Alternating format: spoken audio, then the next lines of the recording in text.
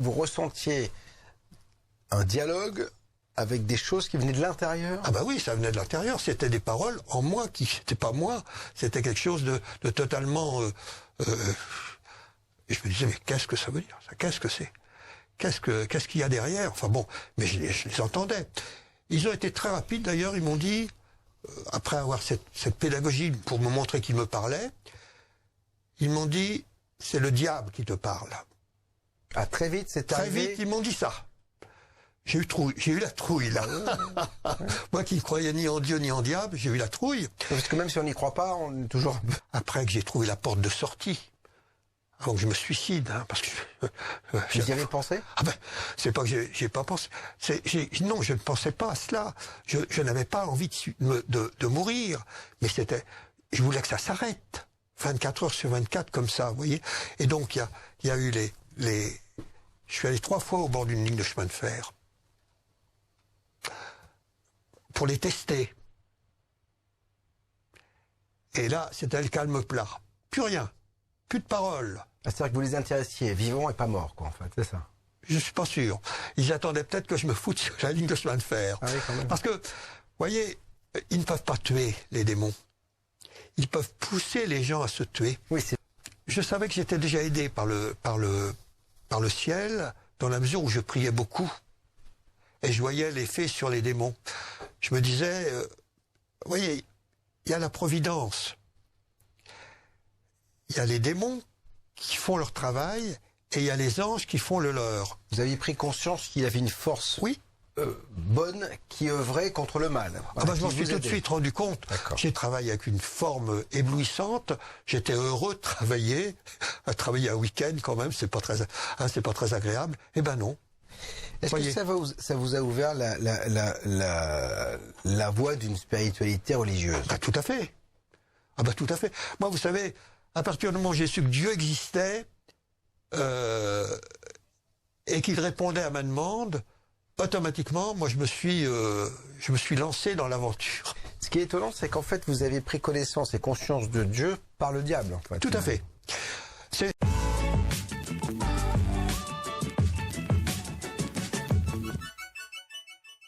Salut à tous, et sur BTLV, nous parlons très souvent du bien. De temps à autre, il nous faut parler du mal, le côté obscur de la force qui prend possession des corps. J'étais possédé, le témoignage extraordinaire de Michel Chiron.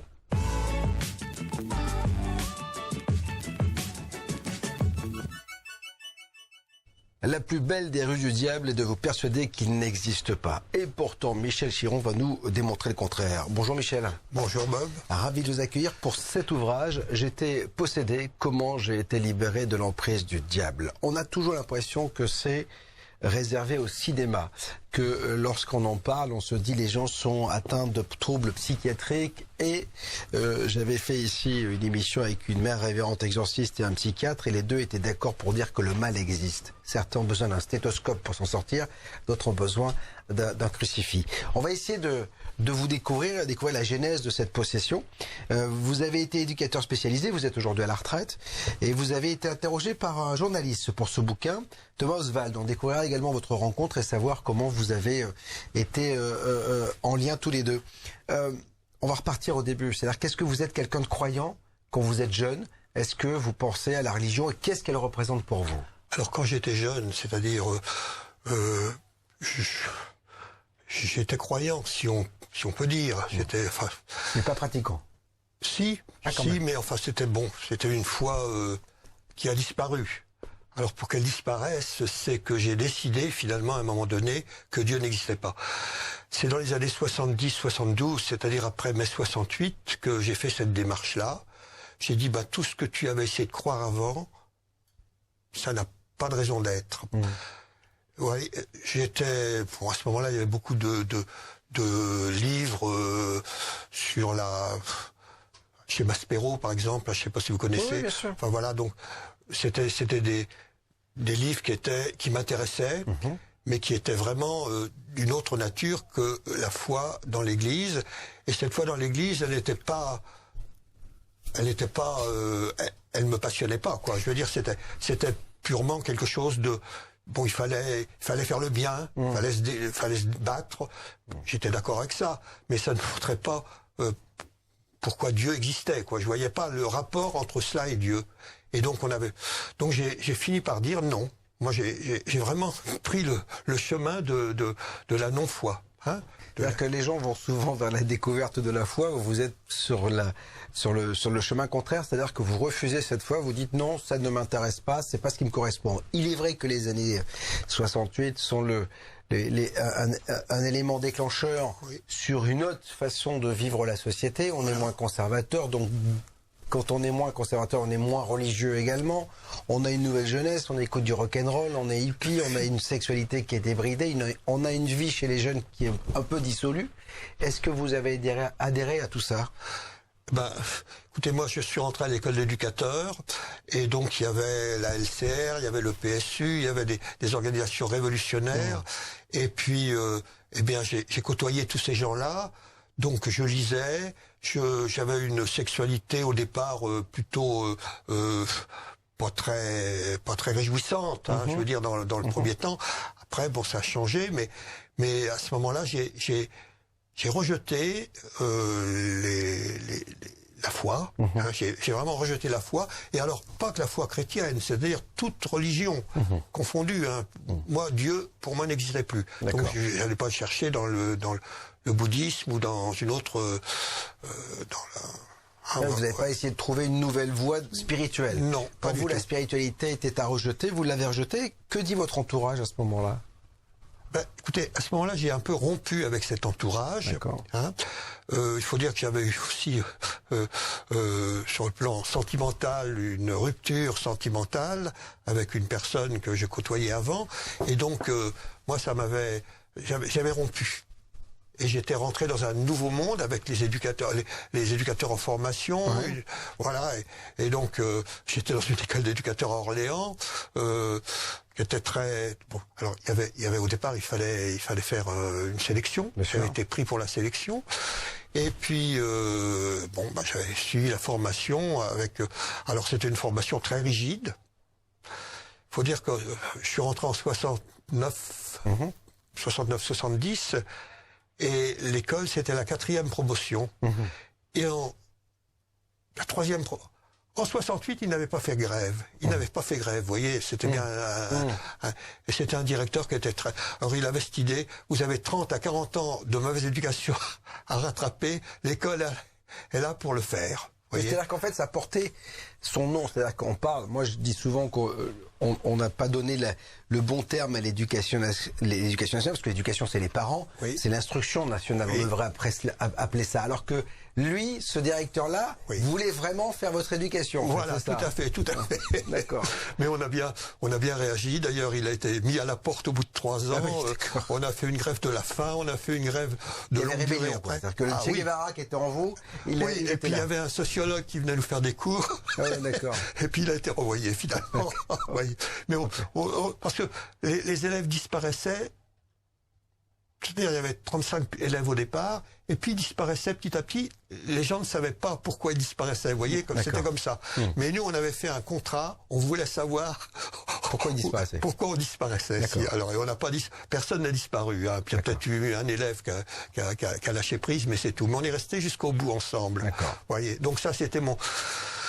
Donc c'était votre environnement en fait, c'est ça? Mon environnement, et puis bon, avec une recherche de faire le bien sur le plan politique, sur le plan syndical, voilà, vous voyez, c'était cela. Bon, je me posais plus de questions de la mort et de l'après. Donc il y avait plus une volonté d'améliorer la société dans laquelle la France évoluait et les Français évoluaient plutôt qu'une éducation ou une amélioration spirituelle. Donc vous cherchez à ce moment-là pas du tout... des réponses, voilà, et vous faites votre vie. Et la première alerte concernant cet envoûtement, cette possession, elle va arriver quand? Est-ce qu'on sent quelque chose? Est-ce que c'est votre vie, justement, sans foi qui l'a provoqué? Parce que j'ai reçu ici des gens, des exorcismes, me disant non, il y a parfois des gens qui sont très très pieux, qui sont envoûtés, je me souviens avoir raconté il y a pas longtemps le cas pour une chaîne de télévision de Annelise Michel. On passera la bande-annonce d'ailleurs du film d'Émilie Rose, qui est la vie d'Annelise Michel, et je vous demanderai de réagir par rapport à cela, mais elle était très pieuse, vous voyez ce que je veux dire. Donc l'absence de foi n'est pas forcément gage de possession. Non. Moi, j'avais pas été... j'ai été amené à faire tourner des tables avec des collègues de travail dans mon travail. C'était pour s'amuser. Je découvrais ce phénomène. Hein. Et donc, je voyais bien que ça tournait, qu'il y avait, c'était pas ça venait pas de quelqu'un qui faisait tourner la table. Il y avait des esprits. Hein. D'accord. Pour vous, à ce moment-là, c'est-à-dire que vous n'êtes pas intéressé par la foi, mais ces tables qui tournent, pour vous, sont quand même synonymes d'esprit. Ça m'avait marqué. D'accord. Hein. On avait même fait tourner un psychiatre et une psychologue autour d'une table pour les mettre un petit peu en défaut, en défaut hein, par rapport à leurs idées. Bon, mais bon, on avait des réponses. Vous savez, on les faisait parler, ouais, donc sûr. on avait des réponses. Bon, on s'en lassait, quoi. Ouais. Ça ne tenait pas debout. Et puis bon, j'ai lâché ça. J'ai lâché ça. Et après, bon, j'ai eu ma vie. Je m'étais marié, j'ai eu des enfants. J'ai fini par divorcer, vous voyez. Et donc, j'ai eu une vie solitaire, avec là des hauts et des bas, plus de bas que de hauts. D'accord.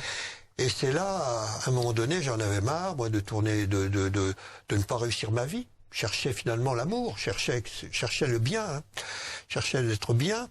Et donc, je me suis dit, alors une idée saugrenue, je me suis dit, ben, je vais essayer de parler avec ces esprits que j'avais vus à l'œuvre. On ne sait jamais.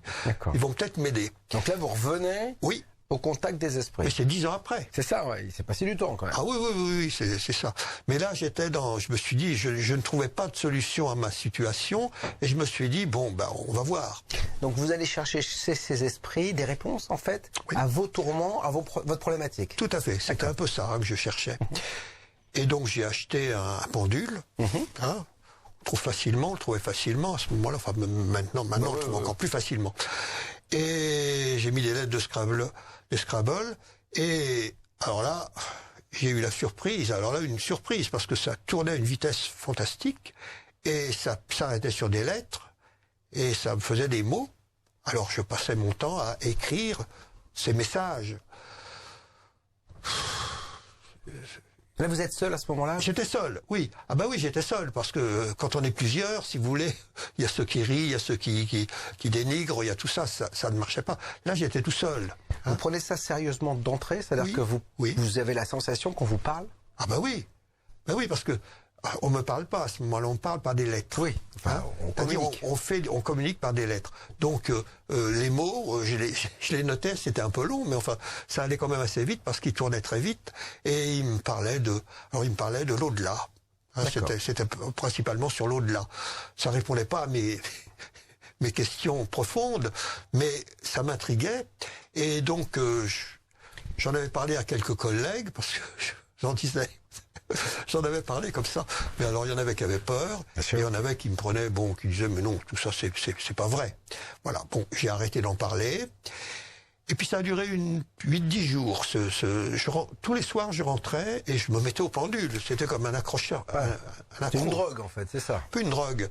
J'avais envie de savoir, voilà, j'avais l'impression de tomber sur quelque chose d'inconnu, et moi je voulais aller plus loin. Physiquement, vous ressentiez quelque chose quand il y avait ce pendule? Rien du tout. Rien du tout.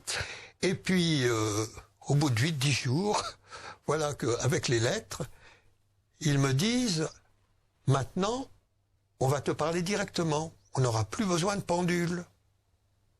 Quelle idée. Alors moi, qu'est-ce que ça veut dire, ça? Qu'est-ce que ça veut dire? Et je me disais, mais c'est directement. Et j'entends à ce moment-là des voix. Alors, dans ma poitrine, dans ma gorge, dans ma tête. Ils ont été pédagogiques. C'est-à-dire qu'ils m'ont montré qu'ils pouvaient me parler directement, en moi. Alors, dans la poitrine, dans la gorge et dans la tête. Je dis, qu'est-ce que c'est que ça? Mais quand vous dites que ils vous parlaient... C'était des voix. Vous ressentiez un dialogue avec des choses qui venaient de l'intérieur? Ah bah oui, ça venait de l'intérieur. C'était des paroles en moi qui n'étaient pas moi. C'était quelque chose de totalement... Et je me disais, mais qu'est-ce que ça veut dire ça? Qu'est-ce que c'est? Qu'est-ce qu'il y a derrière? Enfin bon, mais je les entendais. Ils ont été très rapides d'ailleurs. Ils m'ont dit, après avoir cette pédagogie pour me montrer qu'ils me parlaient, ils m'ont dit, c'est le diable qui te parle. Ah, très vite, c'est Très arrivé. vite, ils m'ont dit ça. J'ai eu la trouille, là. Moi qui ne croyais ni en Dieu ni en diable, j'ai eu la trouille. Parce que même si on n'y croit pas, on est toujours un peu... Ah ben non, puis j'étais avec un phénomène quand même particulier, hein. Je veux dire, c'était ça aussi, hein. Je veux dire, ça parlait en moi, c'était quand même totalement inouï, hein. Alors j'ai tout jeté, je me suis arrêté, j'étais me coucher. D'accord. J'ai dit on verra demain. Hein, et là, je me suis endormi comme une masse.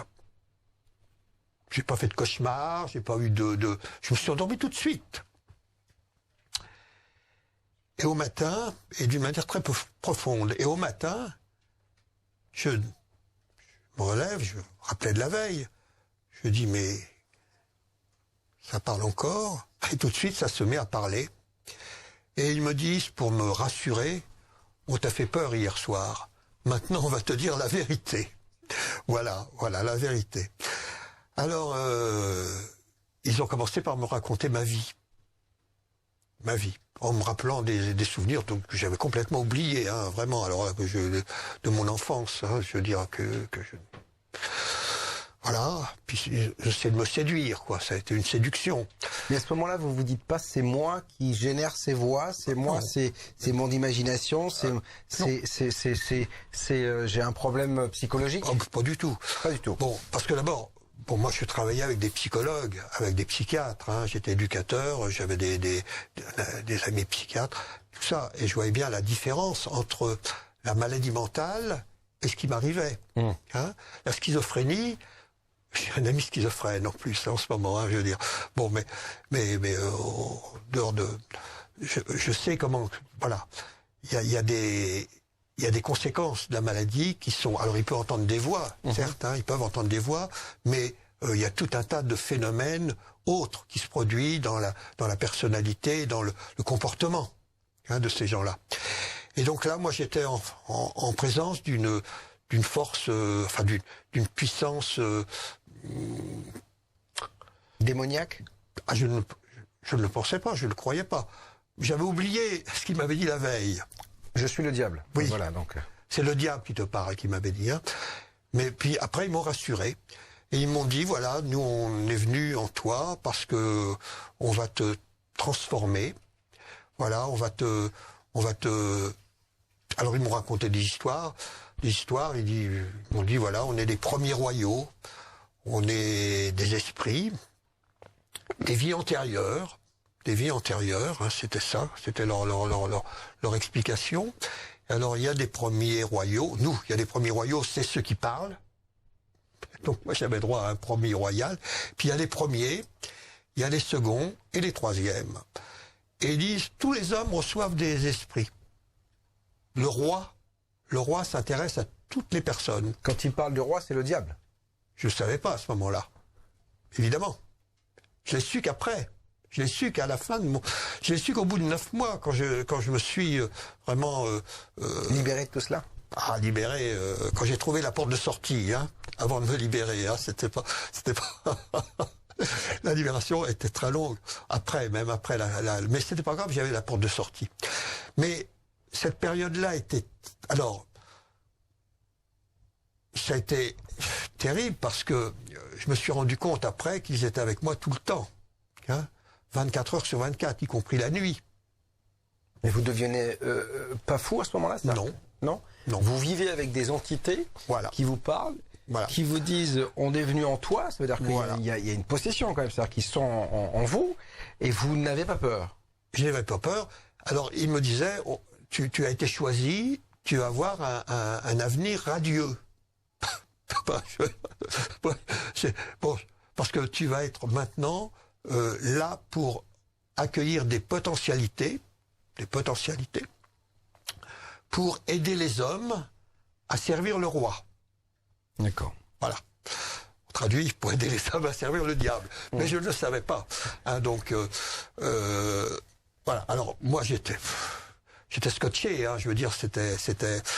Alors, ils m'ont dit, tu vas vivre des périodes difficiles parce qu'il faut que tu sois prêt pour servir le diable. Donc, tu vas avoir tu vas subir des épreuves. Je savais pas encore ce que c'était, les épreuves. Hein. Bon, la première épreuve que j'ai eue, alors ça a été quand même un truc inouï, c'est ma langue qui est sortie de ma bouche. J'étais avec mes... Alors j'avais des enfants, moi j'étais divorcé, mais je les avais ce week-end-là. Hein. Ils avaient 14-15 ans à peu près. J'étais parti faire du sport. Et moi j'étais tout seul en attendant qu'ils reviennent pour bon. Le soir, ils allaient revenir. Et d'un seul coup, alors moi, les esprits étaient là. Hein. Je veux dire, ils étaient toujours là, 24 heures sur 24. Hein. Donc j'avais l'habitude de les entendre. Vous conversiez avec eux? Je leur posais des questions, évidemment. Hein. Je leur posais des questions, j'étais curieux, moi. À voix haute ou c'est dans votre tête que vous posiez les questions? Par la bouche, à voix haute. Et ils ne me parlaient pas souvent par la tête, ils me parlaient surtout dans la gorge. D'accord. Ils m'avaient montré qu'ils pouvaient me parler dans la tête, mais ils parlaient surtout là, hein, avec les cordes vocales. Donc c'était vraiment des... Donc quand ils vous répondaient, c'est vous qui formuliez leurs réponses par la voix? Non, je les entendais. Voilà, d'accord. Je les entendais. Ah non. Moi, je parlais, mais eux, je les entendais. Et donc, ce jour-là, d'un seul coup, j'ai senti des picotements sur ma tête. Partout. Ça a été sur mon visage. Et ma langue s'est mise à pendre, à sortir de ma bouche. J'étais estomaqué. Je veux dire, elle pendait, comme on voit dans les exorcismes, hein, dans les trucs comme ça. Et donc... Tout ce qui était à l'intérieur se voyait à l'extérieur, en fait. Parce qu'une langue, c'est très grand, on voit que ça, mais ça va profondément. Ah non. Elle s'allongeait, en fait, c'est ça? Bah oui, elle s'allongeait. Enfin, elle s'est allongée peut-être jusque-là, je sais pas. Je me suis pas mis dans une limace, mais je pouvais pas la rentrer. Et alors, il me parlait pas à ce moment-là. Il y avait comme un combat qui se produisait sur moi-même. Je ne savais pas exactement ce qu'il faisait. Hein. Je laissais faire, mais j'étais quand même impressionné. Puis je me disais, mais mes enfants vont venir, et puis je vais avoir la langue qui pend. Ça va être voilà. Et finalement non. La langue a été rentrée. Ça a duré 32 minutes quand même. J'avais l'horloge. Hein, je regardais. Et 32 minutes, j'ai. Mais vous leur dites pas à ce moment-là, qu'est-ce que vous me faites? Si. Nous interrompons ce programme car celui-ci est peut-être l'un des derniers proposés par BTLV. Notre avenir est compromis. Aidez-nous à sauver un média hors norme. Merci pour votre générosité. Cliquez sur le lien ou rendez-vous sur btlv.fr. On compte sur vous. Alors ils m'ont dit, mais c'est pour ta purification. C'est vraiment diabolique, hein? Ah oui. C'est machiavélique, quoi. Machiavélique. Oui, parce que ils voulaient, soi-disant, me purifier. Alors, bon, ça a été la première épreuve, qui était, alors là, c'est pas psychologique, hein, je veux dire. Moi, quand j'ai vécu ça, j'étais quand même très impressionné, et puis je ne savais pas comment m'en sortir. Je les avais fait venir, et puis quoi, ils étaient là, je voulais, et ils me disaient toujours qu'ils allaient partir. Mais quand ils auraient fini leur travail. Alors après, j'ai eu des... Donc là, quand il y a cette première épreuve là, qui est quand même assez importante, parce que vous avez quelque chose de physique qui se passe en vous. Vous ne prenez pas peur? Je n'étais pas rassuré, mais qu'est-ce que vous voulez que j'y fasse? Moi, je suis pas quelqu'un d'avoir peur. Oui, mais vous ne vous tournez pas vers des gens, vous n'allez pas voir un toubib, vous n'allez pas voir un prêtre. Qu'est-ce qui se passe à ce moment-là? Je pensais pas du tout au prêtre. C'est quand même pas quelque chose de commun. Mais non, c'était pas commun. Mais je savais au niveau de la psychiatrie, entre autres, qu'on allait me dire, tu es schizophrène. Hein, c'est la schizophrénie. Bon, c'était naturel. Quand pour on vous, entend des voix, il y avait une réponse qui était toute faite de la part de la médecine, si vous alliez les voir. Voilà. Mais je pensais pas au prêtre. Ah, c'est marrant. Donc, non, mais je pensais pas au prêtre. Parce que quand même, j'aurais pu y penser. J'aurais dû y penser. C'est le diable, etc. Et vous ne pensez pas à l'Église. J'aurais dû y penser. Et si j'y avais pensé, ça aurait bien changé les choses bien plus rapidement. Parce que ça va durer des mois et des mois, on va le découvrir. Ça a duré 9 mois. Voilà. Donc il arrive, vos enfants rentrent. Oui, c'était fini. Vous leur dites rien? Non, non. Là, en ce moment-là, personne ne sait ce que vous vivez. Non. Vous gardez ça pour vous. Oui, et puis les démons. Voilà, et les démons. Alors, après, j'ai eu tout un tas de manifestations? De manifestations, de sévices. Voilà. Mais vous n'avez pas peur pour votre entourage, lorsque vos enfants viennent, vous n'avez pas peur que ces démons... Mais je pensais pas à des démons. Je pensais à des esprits. Oui, mais enfin, c'est quand même le diable. Il y a quand même, ils vous disent, c'est le diable. Ils me l'ont dit au début. Ouais, et vous avez oublié Puis ça. après, oui, parce qu'ils m'ont dit, le matin, ils m'ont dit, on t'a fait peur hier, mais on va te dire la vérité. Ils m'ont dit ce qu'ils étaient. Hein. Et alors, avec une intelligence, on peut dire diabolique. Hein. Ils sont très intelligents, les démons. Enfin, oui, les démons, les esprits.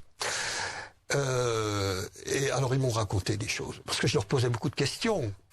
Je leur posais des questions, d'ailleurs, sur Jésus, sur Mohamed, sur Bouddha, tout ça. Et ils vous répondaient... Oui. Alors, ils me disaient, oh, tout ça, c'est de l'histoire ancienne. D'ailleurs, maintenant, ils sont avec le roi. C'est-à-dire que Jésus, Mahomet, Moïse, tous les prophètes sont avec le diable. Avec le diable, voilà. Mais enfin, moi, je ne le savais pas. Donc il y avait une vraie pensée machiavélique quand même derrière les propos. Bah oui. Mais... Alors, j'ai vécu des épreuves. Et quelles épreuves! Quelles épreuves! L'autre épreuve physique que vous allez vivre, elle se traduit comment? Alors, au départ, ils m'ont dit, pour avoir tes potentialités, il va falloir que tu boives de l'eau. De l'eau. Pourquoi pas? Enfin, bon. Alors, tu vas boire 1 litre d'eau. Alors, j'ai bu 1 litre d'eau. Et puis, ça a augmenté comme ça, de jour en jour. Il fallait que j'en boive 2. 3 litres. J'ai été jusqu'à 15 litres d'eau par jour. Ah, c'est dangereux, en plus, pour le corps. Il paraît que c'est dangereux. Mais à ce moment-là, pour moi, c'était pas dangereux. Enfin, je ne le ressentais pas parce que j'urinais, certes, mais c'était réglé comme du papier à musique. C'est-à-dire que j'étais pas allé aux toilettes tous les 3-4 matins, mais quand j'urinais beaucoup, forcément. Et alors, ce que je me suis rendu compte aussi après, mais c'est après, c'est que c'était eux, je leur donnais des pouvoirs sur moi par cette eau. C'était des portes d'entrée pour eux. Comment? C'est des portes d'entrée pour eux, vous les renforciez dans leur pouvoir, en fait. Dans leur pouvoir, oui. Et parce que c'est des chimistes, ces gens-là. Ils ont des pouvoirs bien plus grands que l'homme. D'ailleurs, moi, je leur ai posé la question, mais comment vous êtes? Ouais, je leur ai posé, qu'est-ce que vous êtes? Comment ces esprits, Oui, comment ils sont physiquement? Oui, est-ce qu'ils ont physique, pas un physique? À quoi ils ressemblent, quoi? À quoi ils ressemblent et de quoi ils sont faits? Ouais. Et ils vous répondaient quoi? Alors, ils m'ont dit, oh, vous les hommes, vous n'êtes pas très intelligents. Vous connaissez pas tout ça, forcément. Mais ils m'ont dit, on est des ions. Des ions? Des ions. Des ions positifs et des ions négatifs. Alors, moi, voilà. C'est des ions, mais des ions qui forment des entités, quoi. Hein. Et c'est très... Alors, ça m'a mis sur la... Bien après, j'ai compris que... et dans la physique quantique, par exemple, hein, on parle beaucoup des ions, on parle beaucoup de cela. Et donc... Alors ça, je l'ai su qu'après, hein, bien après, parce que sur le coup, bon, j'ai dit sur les ions, mais j'ai pas fait j'ai pas recherché, hein. Mais la réalité des entités et la vie après la mort, d'ailleurs,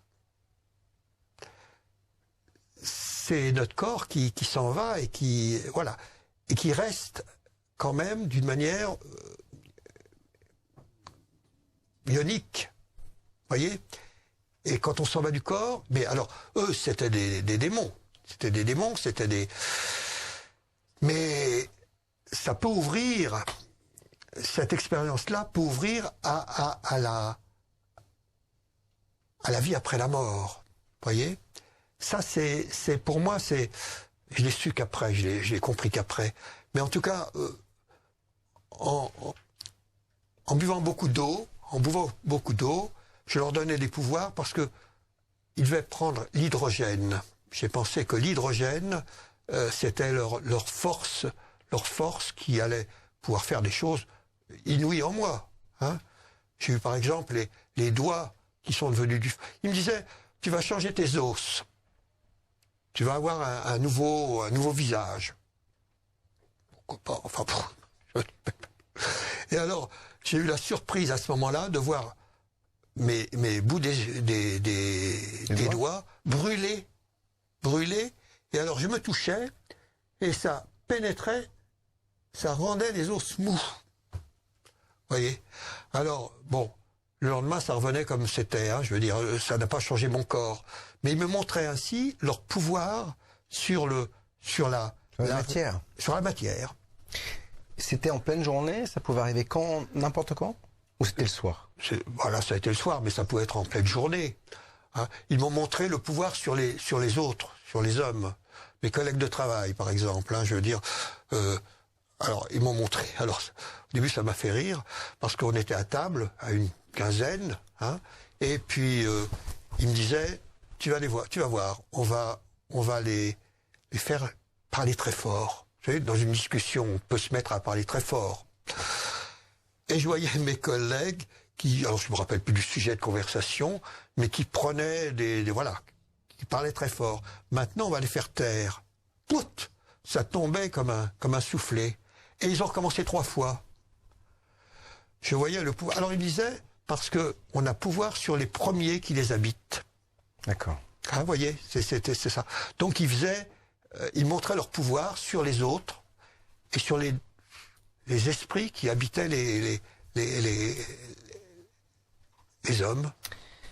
Alors, Michel Chiron, je vais vous montrer une bande-annonce, celle de l'exorcisme d'Émilie Rose. C'est un film qui est tiré de l'histoire d'Anne-Lise Michel, qui malheureusement a rendu l'âme. On ne sait pas à qui, mais elle l'a rendue. Suite à cet envoûtement, cette possession qui a été horrible et qui laisse encore planer le doute sur ce qu'elle a vécu, avec des enregistrements de voix extraordinaires, des gutturales assez particulières. Ces voix-là, je vous propose de regarder la bande-annonce et puis on en parle juste après. Vous me direz s'il y a des choses dans ce film qui correspondent ou qui ressemblent à ce que vous auriez pu vivre. Ma réputation n'a aucune importance. Ce qui est important pour moi, c'est de raconter l'histoire d'Émilie Rose. L'esprit erre à la recherche du gardien des portes, du protecteur, pour qu'enfin soit apaisée la colère des âmes torturées qui jamais n'entreront au paradis. L'archange porteur de l'épée de feu, la croix céleste brandie comme bouclier, marche sans peur et repousse l'enfer dans sa tanière. Vous savez combien vous pouvez prendre pour ça? Les gens doivent entendre mon témoignage. C'est-à-dire? Ce qui est vraiment arrivé à Émilie et pourquoi.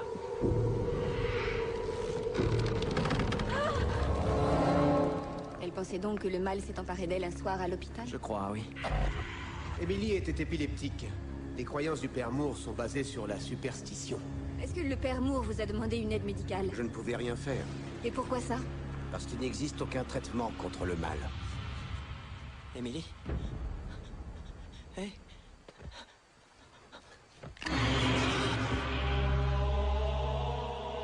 Les démons existent, que vous y croyiez ou non. Prenez garde. Des forces se sont invitées à ce procès.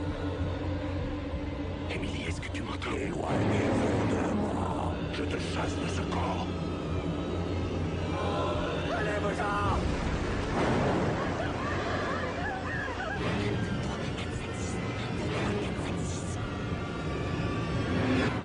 Ça commence.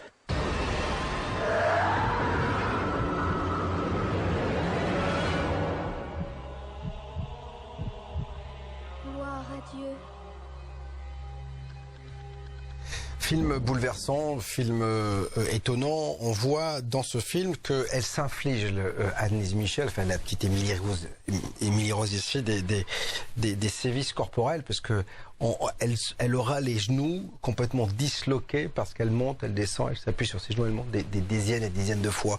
On voit qu'elle est totalement possédée, qu'elle ne se maîtrise plus. Est-ce que vous avez eu, vous, dans votre cas de possession, à un moment donné, la sensation de ne plus vous appartenir? Non. Donc j'ai toujours eu la pensée, c'est-à-dire la capacité de penser. Hein? Le seul problème, c'est que les démons avaient accès à mes pensées. Donc j'étais prisonnier, mais je n'ai jamais été possédé complètement au sens, et j'ai compris après, j'ai cru comprendre que quand ils sont venus sur ma tête là, quand ils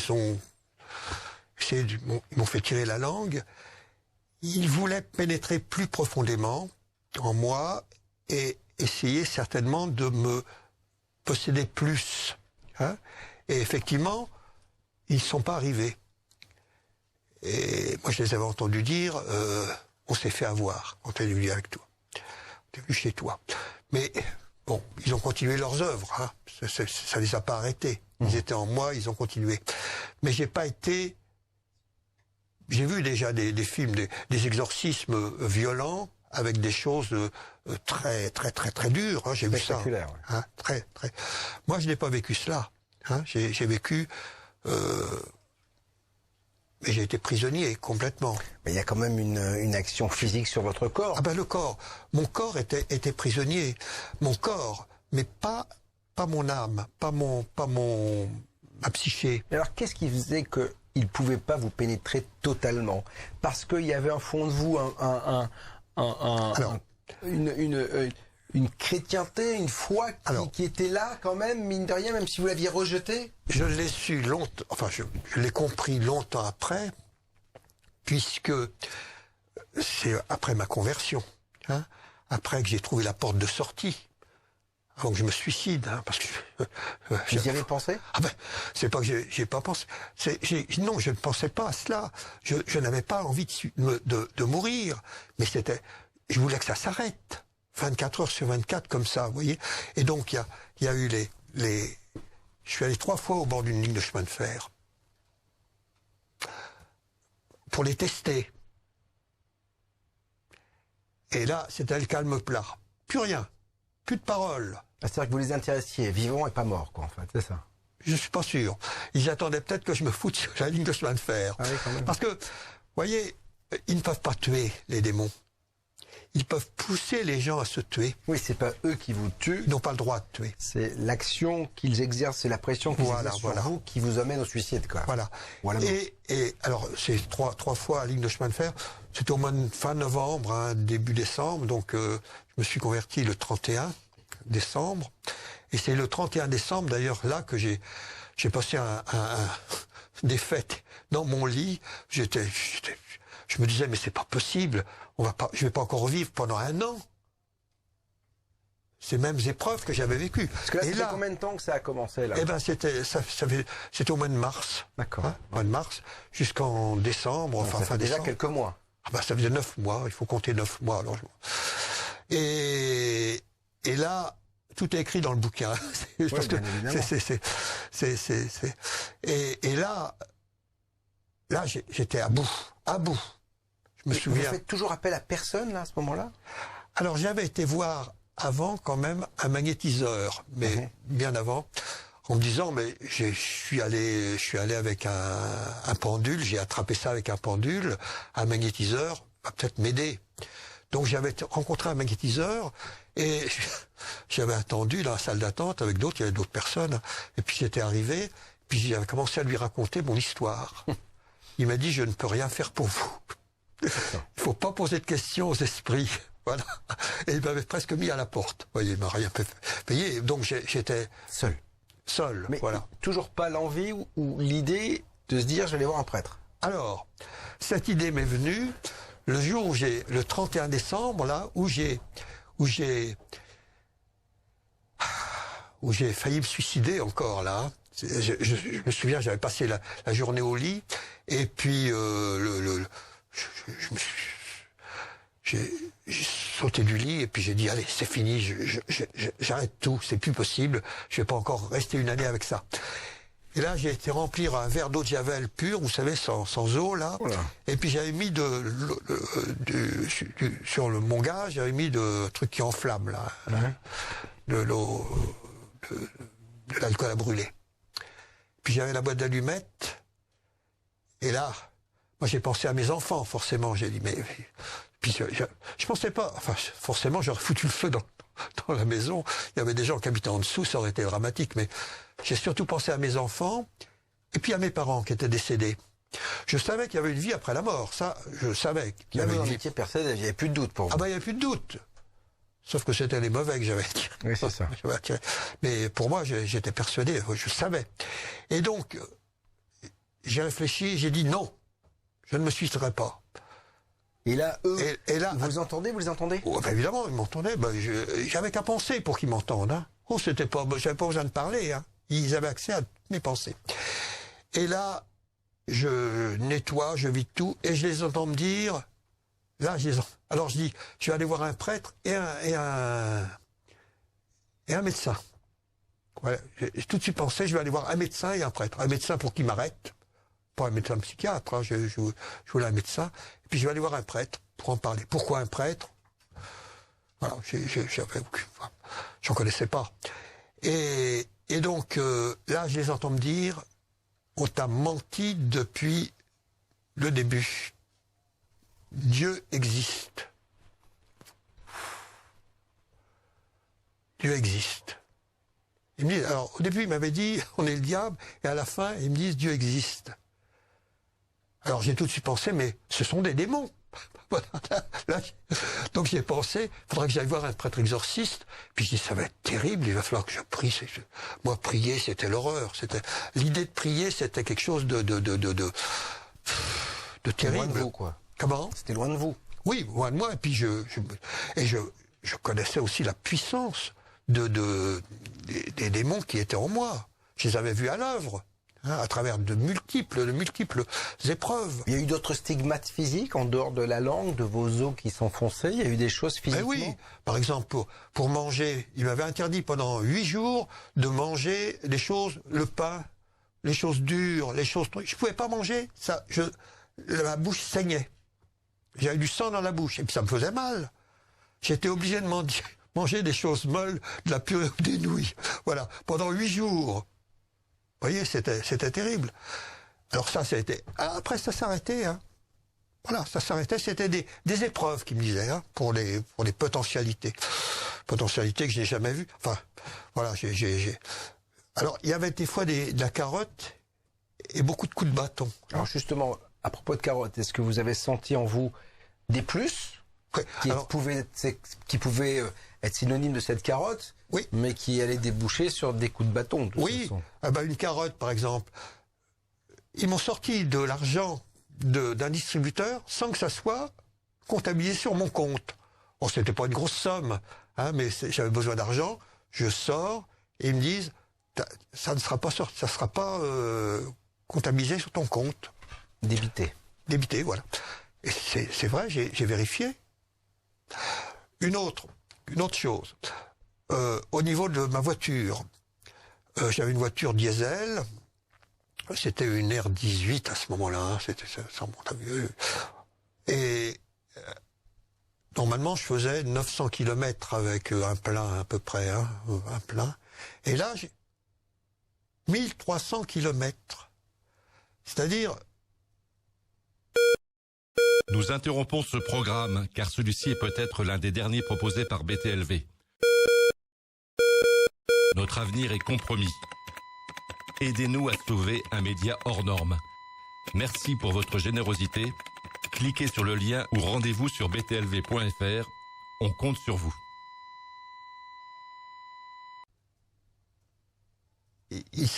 Mon moteur était, me permettait de faire plus de kilomètres avec un même plein. Vous voyez, ils ont des pouvoirs. Ces démons qui étaient en moi avaient des pouvoirs considérables. Hein. Alors, il y a des choses qu'ils n'ont pas réussi à faire, parce qu'au début, moi j'étais quand même, je disais mais est-ce que vous êtes capable de me faire sortir de mon corps? Vous savez, comme les voilà. Alors ils me disent oui. Ils ont essayé, ça n'a pas marché. D'accord. Mais ça, c'était au début, hein, dans les premiers temps. Je n'étais pas encore sous l'emprise, sous une... Mais donc, il y avait déjà une incapacité chez eux de faire des choses en moi. C'est-à-dire qu'en fait, ils avaient un pouvoir, mais qui était limité quand même. Même voilà. s'ils avaient un grand rayon d'action, il y avait quand même... Cette limite, j'ai compris beaucoup plus tard, après ma conversion, et c'était le 16 16 septembre de l'année 1994, je crois, voilà, ou 95, mais je crois que c'est 94. C'est écrit dans le bouquin, mais j'ai pas la date comme ça dans la tête. Ça donnera envie et l'obligation de lire. Ah ben oui.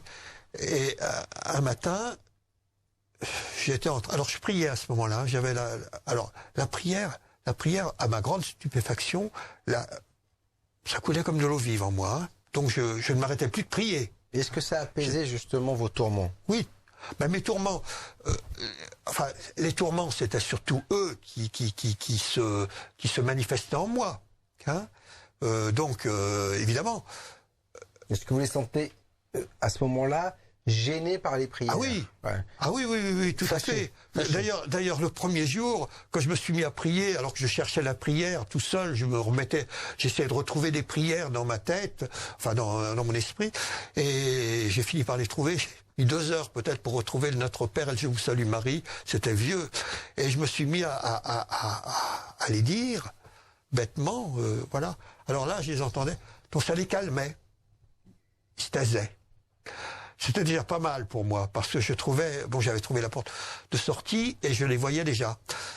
Mais longtemps après, le fait qu'ils n'aient pas réussi en moi, j'ai eu un jour une manifestation, alors que j'étais dans ma salle de bain en train de me raser, avec de la mousse à raser, je me préparais à aller travailler, et d'un seul coup, une image puissante en moi qui se manifeste, mais alors puissante, hein, je veux dire, en relief. Mm-hmm. Ça parle pas. C'est une belle femme, très belle femme, avec des voiles, etc., de couleur. Ça a duré 6 secondes, 5-6 secondes, hein, c'est tout. Et en fondu enchaîné, donc j'avais pas le temps de réagir, en fondu enchaîné, celle-là, je l'ai tout de suite reconnue. C'est-à-dire, ça s'efface, mais il y en a une autre qui se met en place. Hein. Eh bien, c'était ma mère. Toute de blanc vêtue, et toute jeune, et toute souriante. Tout s'est éteint. Ça a duré 10 secondes, le tout. Hein. Et j'ai compris à ce moment-là que j'avais été aidé, et que j'étais encore aidé. Voilà. Pour m'en sortir, vous voyez. Donc je pense qu'il y avait ça qui... Il y avait les forces du mal, mais vous aviez dans l'ombre les forces du bien qui, en tout cas, essayaient de vous protéger. Alors on va revenir quand même Je l'analyse comme ça, moi. On va revenir quand même à votre prêtre. C'est-à-dire que vous allez voir un prêtre quand même. Voilà. Donc, comment vous accueille-t-il? Qu'est-ce qu'il dit face à tout cela? Alors, j'avais conscience j'ai eu très vite conscience que c'était difficile de trouver un exorciste. Puisque j'avais téléphoné alors moi je ne connaissais pas. Et puis je demandais l'adresse de l'exorciste du diocèse. Je savais qu'il y avait un exorciste. L'histoire ancienne me le rappelait. Puis je savais que j'en avais besoin. Et là, une dame qui me dit, mais monsieur, il faut que vous écriviez. On donne pas le nom de l'exorciste comme ça, on donne pas son... Et moi j'étais pressé, hein, c'était le lendemain ça a été très vite. Et bon, j'ai dit, c'est pas la bonne porte pour trouver un exorciste. Et là, j'ai dit, il doit y avoir des... J'ai cherché des prêtres dans la ville de Vierzon. Et puis premier coup, ça n'a pas répondu. Et puis le deuxième, il y avait un autre endroit, j'ai appelé, et là ça m'a répondu tout de suite. Et puis je dis, écoutez, monsieur le curé, je voudrais vous rencontrer, tout de suite, le plus rapidement possible. J'ai besoin que vous m'entendiez. Et là il m'a dit, vous venez tout de suite. Alors j'y suis allé. Et je me disais, alors je savais que j'étais déjà aidé par le ciel, dans la mesure où je priais beaucoup. Et je voyais l'effet sur les démons. Je me disais, vous voyez, il y a la providence. Il y a les démons qui font leur travail et il y a les anges qui font le leur. Vous aviez pris conscience qu'il y avait une force bonne qui œuvrait contre le mal. Je m'en suis tout de suite rendu compte. J'ai tout de suite eu ce sentiment-là. Mais au départ, je me suis dit, ça va être très dur compte tenu de ma vie, de ce que j'avais vécu. Mon Dieu, j'avais l'impression d'être en bas d'une falaise et que tout était loin de moi. Et finalement, ça a répondu très vite. Donc ce prêtre vous ouvre la porte? Ce prêtre m'ouvre la porte, je commence à lui raconter mon histoire, d'une manière prudente, parce que je voulais pas qu'il me prenne pour un fou. Et puis moi, mon objectif, c'était d'avoir le numéro du prêtre exorciste. Bien sûr. Hein, voilà. Et donc, alors j'ai commencé à lui raconter en douceur un peu ce qui m'est arrivé. Et puis, il me dit, je vais vous confesser. Bon, confesser, c'est dire les péchés, quoi, qu'on a pu effectuer. Et alors, j'en rajoute une petite louche, comme on dit, quoi. Ouais. Et puis je le vois qui se gratte la tête. Il dit, oh, finalement, je vais laisser ça à mon collègue exorciste. D'accord. Et c'est là qu'il me donne le numéro de téléphone. Il me dit surtout, vous ne lui téléphonez pas ce soir parce qu'il est âgé et attendez demain. Bon, j'ai attendu le lendemain. Mais lui, ce prêtre-là, à un moment donné, quand vous lui parlez de tout cela, il prend la dimension démoniaque, il prend en compte cette dimension démoniaque, ou il se dit, lui, bon, il a un peu frappadingue? Ah, bah écoute, non, mais je me suis arrangé pour pas passer pour un frappadingue. Hein. Mais il fait le lien avec les démons, lui oui. Aussi, très vite. Oui, donc puis il a dit au prêtre, le prêtre exorciste verra bien. D'accord. Hein, c'est ça, c'est son donc collègue. Il ne se prononce pas forcément. Non, on n'a pas été plus loin. D'accord. Donc vous appelez ce prêtre exorciste. Voilà. Et puis donc il pouvait pas me recevoir tout de suite puisque il faisait ce qu'on appelle une retraite avec des gens qu'il recevait pendant mais il m'a donné un rendez-vous après. Mais ça me gênait pas. Il faut pas être pressé quand même, parce que quand vous êtes envoûté, ça peut emmener jusqu'à vous suicider. Ils sont pas pressés. Non, je ne pouvais plus. Je ne pouvais plus me suicider. J'avais trouvé il ne le sait pas. Le prêtre exorciste, c'est-à-dire qu'il vous dit, bien, on se retrouve dans 6 jours après ma retraite. Quand on a un problème comme celui-ci, il pensait pas encore, il n'avait pas encore la nature de mon problème. Les prêtres exorcistes, souvent, ils sont pris par il y a beaucoup de gens qui vont les voir, et ils sont pas automatiquement possédés d'une manière violente. Bien sûr. Hein, voilà. Donc il m'a donné rendez-vous. Puis c'est comme ça que je suis allé le voir. Et là, je lui ai raconté mon histoire. Eh bien, il a fait les prières d'exorcisme. Alors, les démons m'avaient dit, il faudra que ton prêtre soit très fort pour nous chasser. C'est une lutte, il paraît, entre le prêtre exorciste et les démons. Mais j'avais bien compris aussi. Oui, mais j'avais bien compris aussi que c'était moi aussi qui devais lutter. Ouais. C'est pas l'exorcisme. Votre volonté de vous en sortir est importante, quoi. Voilà. Ça. Et que on a pouvoir sur les démons par notre baptême. Voilà, on a pouvoir. Il y a pas, les exorcistes sont là, mais c'est pour faire des prières. Mais alors forcément, les grands exorcistes, comme le film qu'on a vu là, forcément là, elle a aucun pouvoir pour chasser ces démons. Donc il faut un prêtre exorciste. Moi, je m'étais déjà battu contre eux, hein, même quand j'étais possédé. Hein. Déjà seul, vous étiez en combat, quoi, c'est ça. J'avais piqué des cris, je me cognais la tête contre les murs. Mais votre entourage, à ce moment-là, il le voit, ça, quand même. Vos enfants, ils s'en aperçoivent. Non. Vous cachiez tout ça. Tout ça, oui. Mes enfants, je les voyais que une fois tous les 15 jours. Oui, bon, et puis mon entourage, il me permettait de travailler. C'est-à-dire que, oui, parce qu'il y a quand même le travail, il y a votre vie quotidienne. Oui. Vous arrivez à concilier les deux, vous êtes à mettre de côté ces tourments pendant vos heures de travail. Je les entendais, ils parlaient, ils continuaient leur brouhaha en moi. Et personne ne se rendait compte de ce qui se passait. Non. Alors, ils m'avaient bien vu, mes collègues de travail, que j'étais dans une mauvaise disposition. Peut-être en dépression, comme ça ou... J'étais pas dépressif. mais voilà. Mais ils étaient plus nerveux, plus tendus, plus véhéments? Pas vraiment. Mais ils m'ont dit, tu nous as fait peur, hein. Ah. Après, parce que j'aurais expliqué, j'ai témoigné, après j'aurais dit un peu ce qui m'était arrivé, mais pas tout, parce que je pouvais pas tout leur dire, et puis ça n'avait pas d'intérêt finalement. Hein. J'avais retrouvé la porte de sortie, moi, c'était à moi de continuer mon combat et de m'en sortir complètement. Et donc, avec l'aide de la foi. Voilà, parce que il y a le discernement des esprits, hein, finalement. Hein. C'est ça, le gros problème, c'est qu'il y a des esprits démoniaques, et il y a des esprits qui ne sont pas démoniaques. Alors je veux en revenir quand même à cet exorcisme, parce que le prêtre exorciste, il vous dit à un moment donné, ok, ça rentre dans mon champ de compétences, et ça se passe comment? Tout simplement, alors il a fait des prières d'exorcisme Moi, vous savez, c'était beaucoup du latin. Bon, j'ai pas fait. Moi, je m'abandonnais. Hein. C'est ce que je dis d'ailleurs, parce que dans le livre, c'est vrai que on m'avait posé la question, il serait bien que tu dises, voilà, comment ça s'est passé l'exorcisme. Mon Dieu, moi je me suis complètement abandonné et j'entendais plus les démons. J'entendais plus les démons pendant l'exorcisme. Il y a une lutte parce que quand on voit dans les films, quand il y a l'exorcisme qui se fait, on a la sensation que le corps du possédé est soumis à des choses physiques qui sont un peu compliquées parce que les démons ne veulent pas. Ils veulent pas partir. Ils veulent pas partir. Mais le problème, c'est que ces grands exorcismes là qu'on voit, j'en ai vu d'autres, hein, vous en a montré là. Puis là, c'est un film. Ouais, là, mais j'en ai vu des vrais. Sur Internet, il y en a des vrais, hein, des vrais. Et des petites séquences. Hein.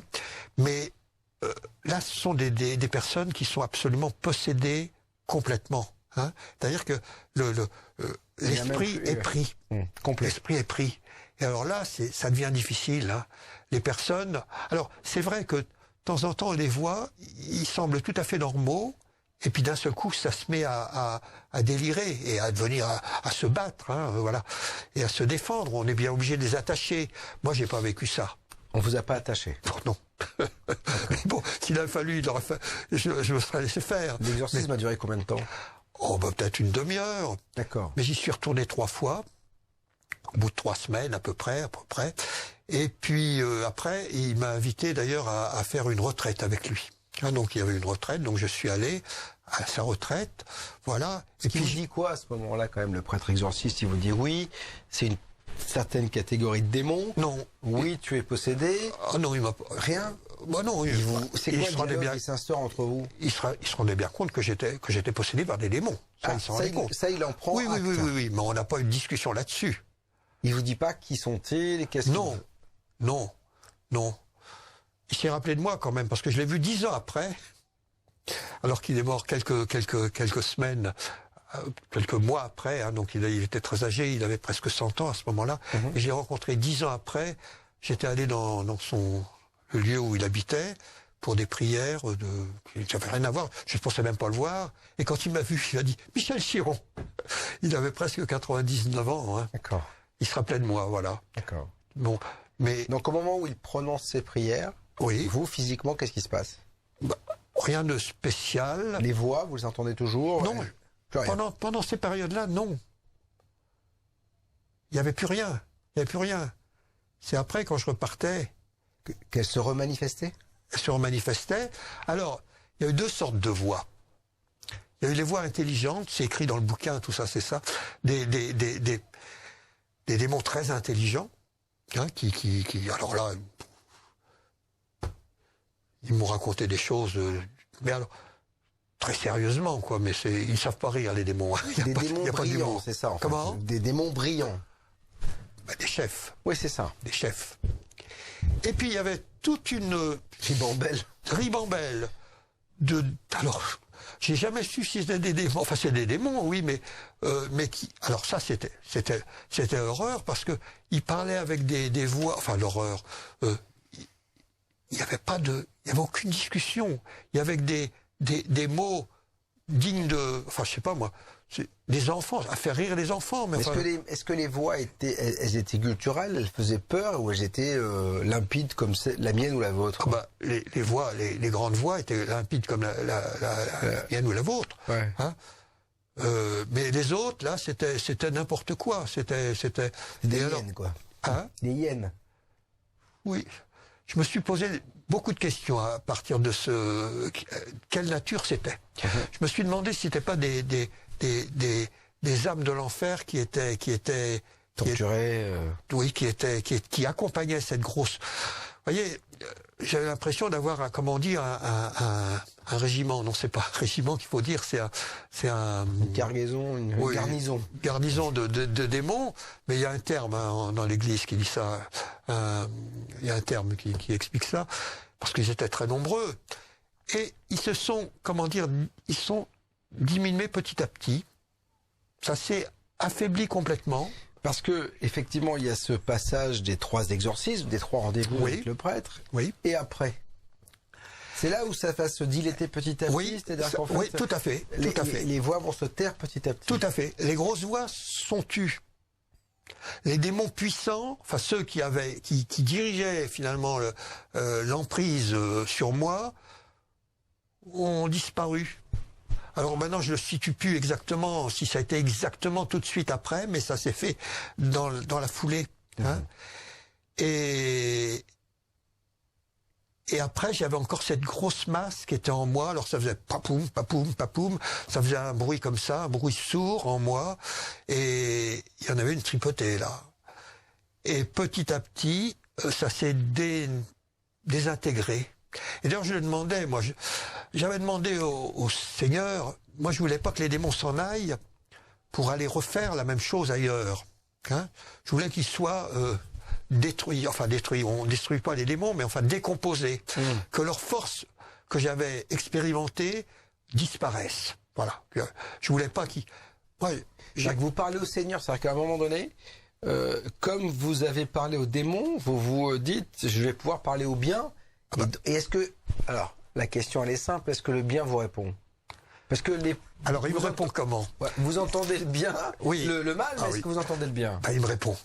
Oui, il me répond immédiatement par la grâce, comme on dit. C'est-à-dire c'est quelque chose de merveilleux. De merveilleux. Et ça s'est traduit dans mon travail. J'en parle beaucoup dans le bouquin aussi, ça. C'est-à-dire dans mon travail est devenu...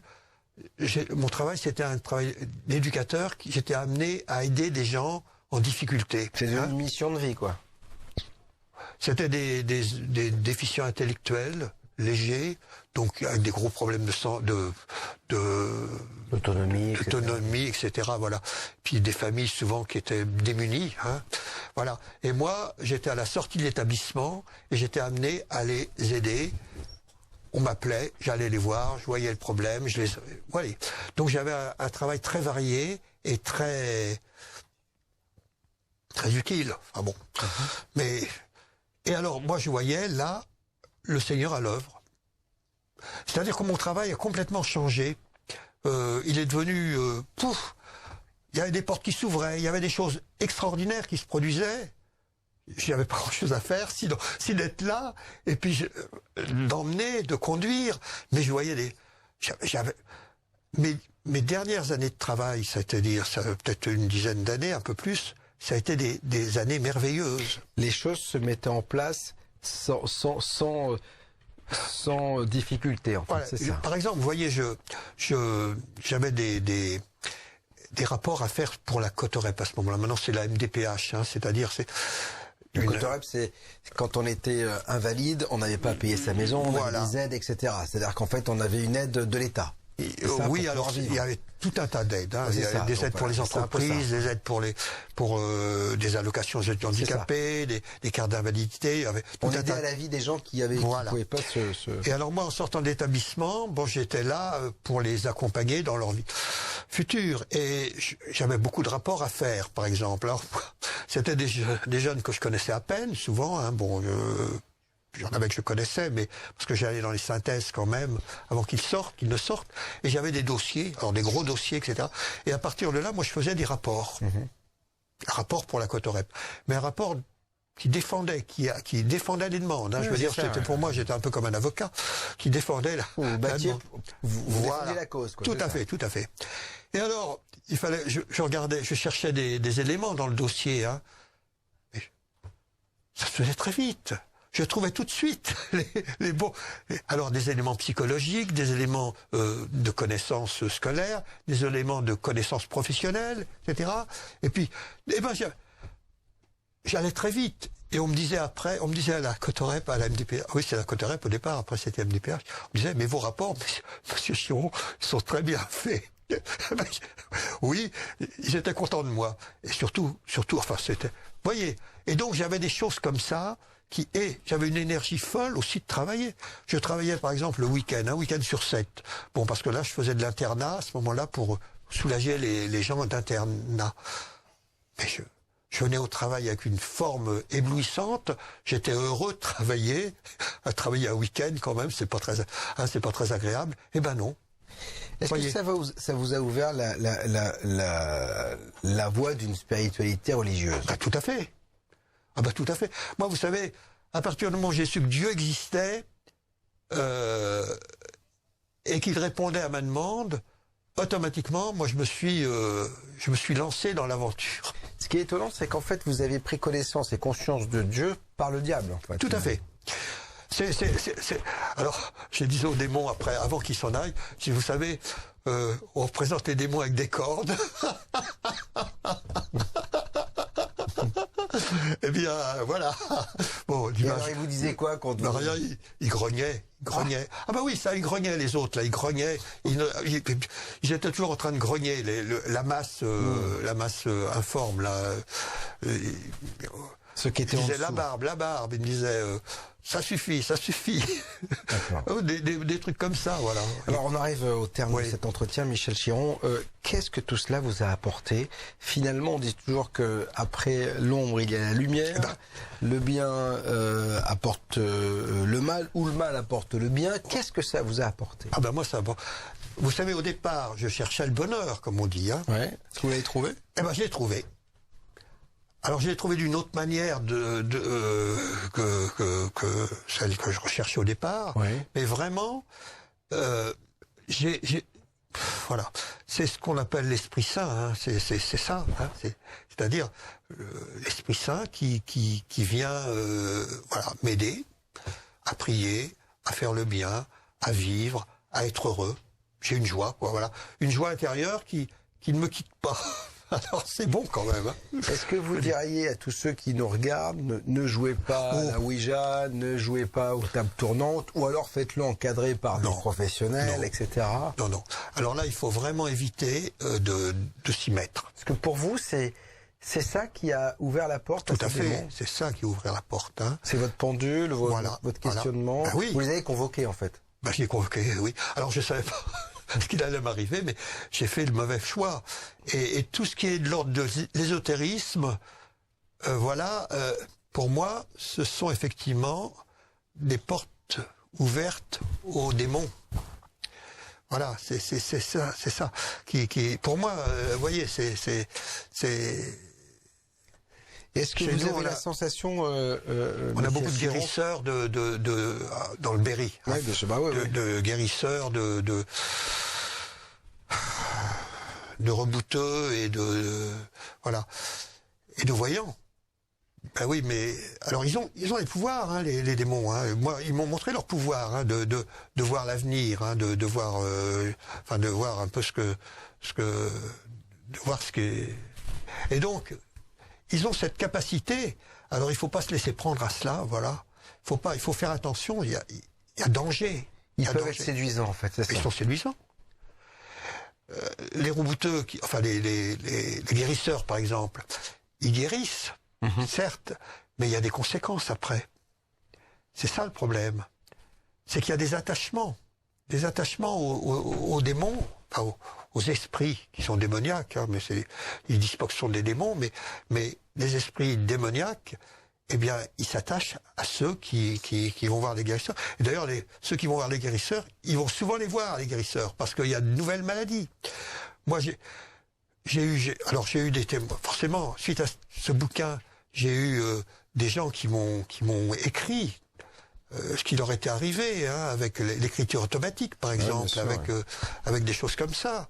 J'ai eu, alors le pire que j'ai eu, je crois, une personne qui m'appelait, qui m'envoyait un mail pour me dire que elle avait une amie qui parlait avec ses chevaux.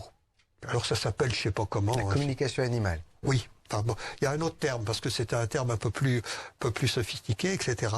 Et alors, elle a parlé, alors elle passait des temps et des temps à parler avec ses chevaux. Hein, il parlait, il communiquait. Et d'un seul coup, ce qui lui est arrivé, c'est que elle a eu, alors là, des voix en elle qui lui ont dit qu'elle n'était rien du tout, qui l'ont dégradée complètement, qui l'a poussée à se suicider, et qui la poussait même à tuer sa fille.